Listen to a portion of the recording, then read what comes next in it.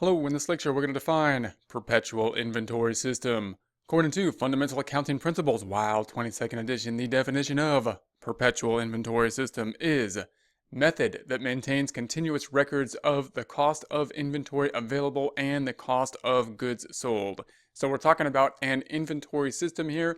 We can contrast a perpetual inventory system with a periodic inventory system. The perpetual inventory system recording the decrease in the inventory as well as the related cost of goods sold at the point of sale, as opposed to a periodic inventory system which will only record the sales side of the transaction and not the decrease in inventory and the cost of goods sold until a later point in time when there is a physical count.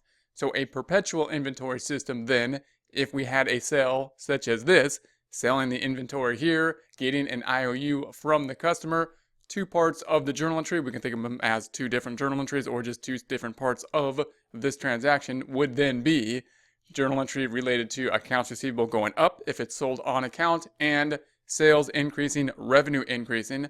Other half of the transaction would be that the inventory is going down and the cost of goods sold is going up. This second piece is the questionary journal entry. When we think about the perpetual inventory system, we record it at this point in time.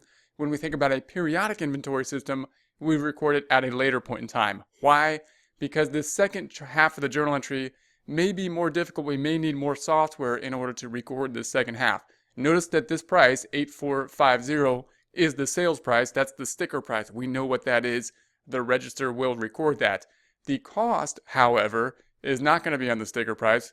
The salesperson may not even know what that is. The software or the register would have to know what that is and basically record it if we're going to use a perpetual inventory system. Otherwise, a periodic system can be more simplified to use.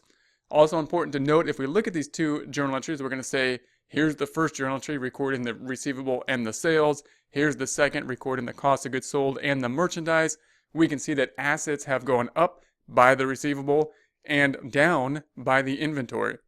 So net assets have increased by that 1,950. Net income also has gone up by the sales, down by that cost, and that's going to bring net income down. So revenue's going up, increasing the net income. Cost of goods sold going up, which is decreasing net income, which results in that same net increase of 1,950.